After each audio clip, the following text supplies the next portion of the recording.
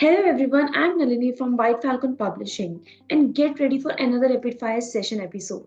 So today we have with us Deepak Gaur, author of the book White Coats, Blue Skies, inspiring two stories of an Air Force doctor. So how are you, sir? I'm very well, Nalini. Thank you. Good to Okay, see you. great. So we start the Rapid Fire session. So first question is, can you tell us a little bit about your book? Yes.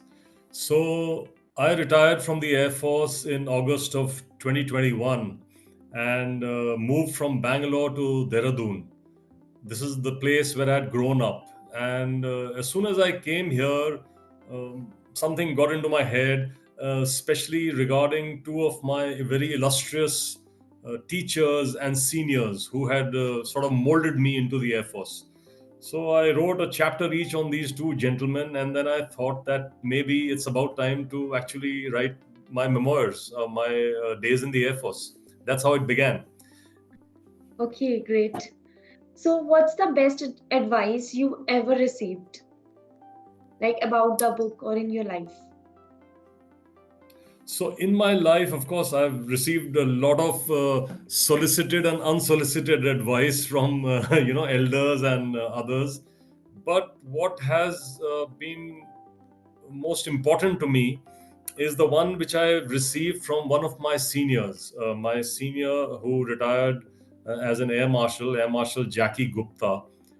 He advised me when I was joining on a deputation to the DGCA, the Directorate General of Civil Aviation.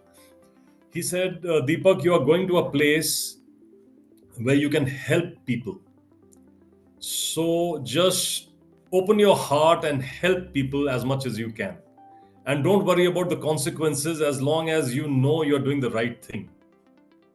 So to me, has been a very, very important part of my growth in my life about our ability to help people when we can help them. And, sometimes not really break the rules, but bend the rules to help people. Because if everyone were to just follow the rules, then there was no need of individuals, of people. And if you are in a particular position and you can help people, I think that's the ultimate advice that I received and I try to implement. Great. So, what's the most surprising reaction you've ever received about your book? That's a tough one. I mean, the most surprising part to me was the immense response, the outpouring of emotion from across the spectrum of old and young that I got, some online and some in person when the book was released in Bangalore. I mean, I really didn't imagine that there would be so many young people who would be willing to buy and then read the book. It was, to my mind, that post release, being on the stall with my son and daughter in law and trying to sell the books, and we ran out of whatever number 50 books that we have within a few minutes or less than 2 hours. That to That's me great. was the most surprising part of the whole thing. Great. So, Yes. which scene or moment in the book still gives you chills? Chills. Yeah. Yeah, so in this book, there are a couple of episodes where I've had what I have called death defying sorties in Air Force aircraft. I've flown in several kinds of Air Force aircraft and I've described some of these. But in retrospect, the most chilling part, which at that time when it happened, it was not so scary. But later on, I found it very, very, how shall I say, chilling, was on a taxi track in Tezpur. There's a chapter when I was serving in Assam in Tezpur. And it's described in the book where I'm crossing a taxi track in an ambassador car which belonged to the Air Force. I'm driving myself, and I haven't realized that a MiG-21 aircraft is taxiing and it is coming in the perpendicular direction, and because there's another aircraft which is making a lot of noise behind, I have just failed to see this, and I've crossed the taxi track, and within a less than a second, the MiG has crossed the place where I was.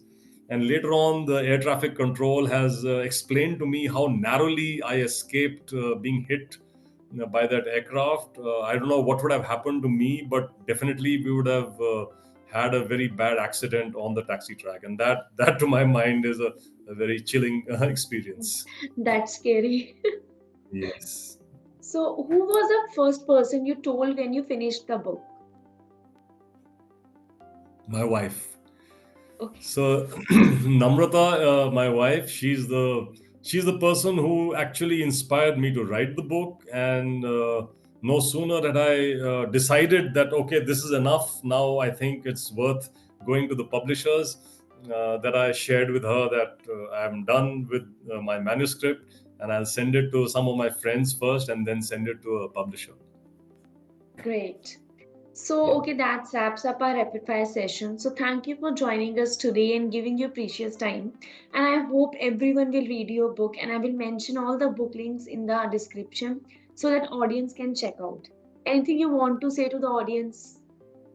Thank you, Nalini. I just want to share with the audience that White Falcon Publishing has been amazing in the way you all have always responded to my requests, which have at times been silly, at times because I was quite unaware of how things happen.